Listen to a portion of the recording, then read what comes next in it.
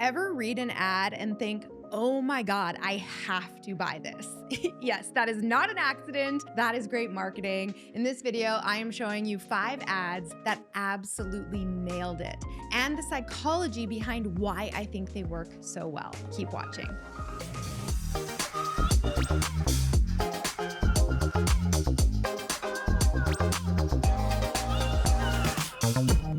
Hey Posse, what's up? It's Alex. I help freelancers and business owners sell more products and services online without using douchey and outdated tactics that make everybody cringe. So if ethical marketing and branding is your kind of thing, like it is mine, then you know what to do. Subscribe below and don't forget to ring that bell to be notified when my next video goes live. Today, I am breaking down some examples of great ad copy in the wild, so you can keep these in your back pocket as inspiration the next time you need to write an ad. But I am not stopping there. I'm also going to explain to you why I think they work so well. Because if you've been around for a while, then you know it is one thing to recognize great copy, but it is another thing altogether to actually understand the psychological principles at play. Once you learn what makes great copy great, you can go out there and create winning copy in your own business time and time again, and you will never run out of amazing ideas to test. Now, I'm thinking about making this part of a 3-part series where I break down examples of great copy in action, one where I share winning ads, that is this video, one where I share winning landing pages, and another where I share winning emails. So if you like that idea of this kind of marketing series, then leave a comment below and let me know. You guys know I love to hear from you. All right, let's dive into some great ads, shall we? Starting with a few classics. Number 1, Think Small by Volkswagen. One of the most famous print ads of all time is Volkswagen's Think Small. This campaign first launched in 1959, and by the mid-1960s, the Volkswagen Beetle had become the #1 best-selling imported car in the USA. This ad has gone down in history as one of the greatest of all time because not only did it help Volkswagen break into the US market, but it also helped usher in a new form of advertising, one that focused on honesty and simplicity over, flashy graphics and exaggerated claims. This ad works because it is directly calling out a flaw or something that could be easily perceived as negative by the customer and turns it into a key selling point. It is utterly genius. In Robert Cialdini's book, Persuasion, he describes the act of admitting a flaw or something that isn't perfect about you or your products as a great way to increase trust and believability. And that is exactly what Volkswagen did in this campaign, over and over and over and over again. And it's genius because they are hooking your attention by calling out a common objection immediately. Like they are just calling it out, not by trying to make themselves, like the sexiest or the fastest or the best car in the world, like so many other car brands do. They go on to then address those objections in the ad copy itself. Now, when it comes to great marketing, remember that believability and trust will always be more persuasive than bold claims, fancy branding, and flashy messaging, especially right now, today. This Volkswagen ad is a great example of just how simple it can be to execute this concept. Okay, next up is one of my favorite ad campaigns of all time. Tell me if you remember it. Number 2, Apple's Get a Mac campaign. So tell me if you remember this series of iconic ads. All I need to say is, hello, I'm a Mac, and I'm a PC, and you are instantly transported back. In this ad, you remember Justin Long personifies the Mac as a cool, laid-back, and approachable guy. And then you have John Hodgman, who personifies the PC as sort of this uptight nerd who lives and breathes for complex spreadsheets. It goes like this. Hello, I'm a Mac. And I'm a PC. Inside, you okay? No, I'm not okay. I have that virus that's going around.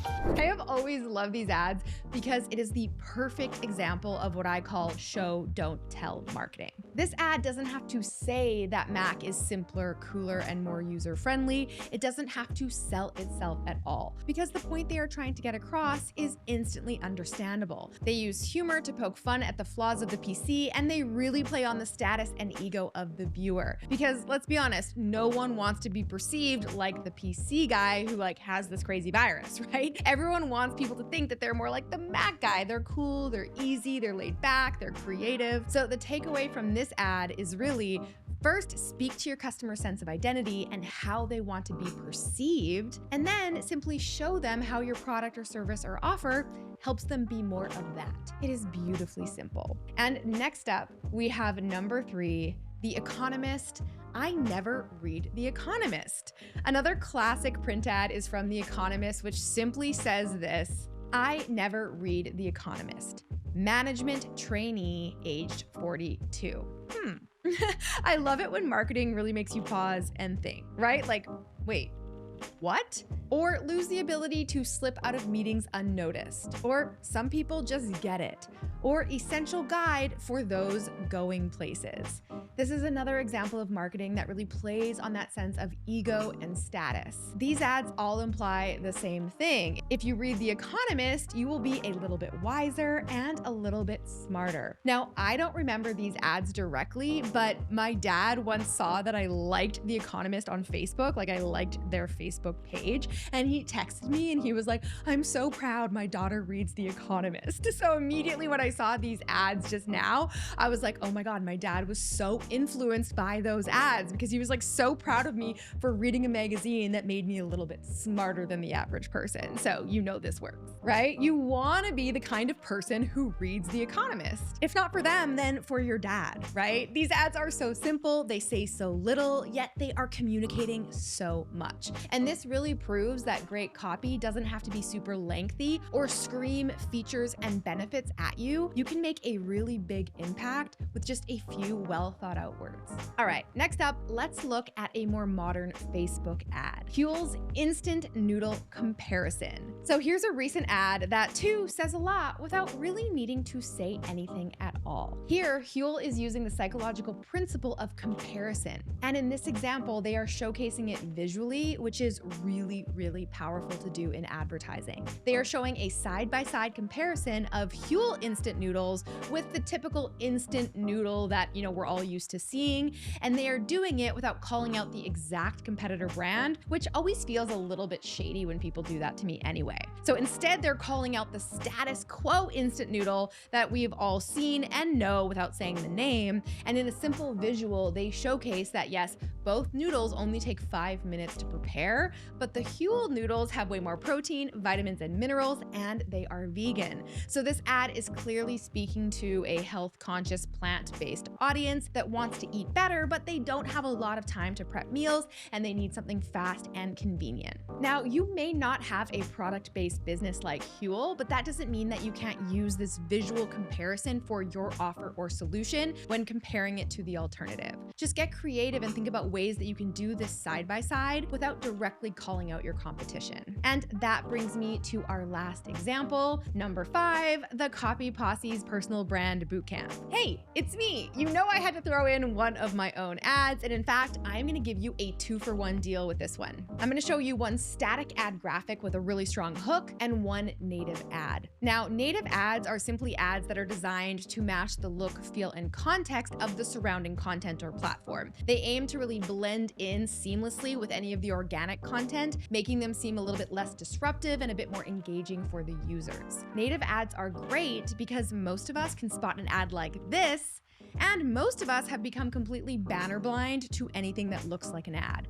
We've really subconsciously trained ourselves to instantly scroll right past it unless it is extremely relevant or there's already some brand recognition. Now, don't get me wrong, there is still a time and a place for these kinds of banner ads, or else I wouldn't be using them in my own marketing. They work very, very well with a warmer audience where there's a higher level of awareness and trust built, like in retargeting ads, for example. Now, this particular ad performed really great for us in our personal brand bootcamp promotion, raking in nearly 40% of total ad sales, which is great. And I think this ad worked as well as it did because of the hook. I used what I call the challenge common belief hook. So you can see right here that the headline says why you need a personal brand. in 2025, the most booked freelancers won't just be the most skilled, they'll be the most trusted. So here I am challenging the belief that skills are all that matter, and then I introduce a new concept or idea that really grabs people's attention, and that is that you need a personal brand or presence in order to build trust. So that was an example of a great static or banner ad, but now let's take a look at another ad that performed really well for us during this same campaign. So this one was a native ad that looked exactly like my organic content, and that's because it is my organic content. This actually started as a simple organic Instagram post, but it performed so well that my team later turned it into an ad to promote my personal brand bootcamp. And this native ad had a nearly 9% conversion rate on Instagram, which is amazing for Instagram ads because the average conversion rate is only 1 to 2%. And in this ad, we also used the challenge common beliefs hook, except this time it was all written in the caption, not on the graphic itself. We're saying what you've been thinking about personal branding is all wrong. Then we go on and share a list of the most common misconceptions when it comes to personal branding. Of course, we go on to explain why these misconceptions are wrong. And then we educate our readers on the correct way to approach personal branding.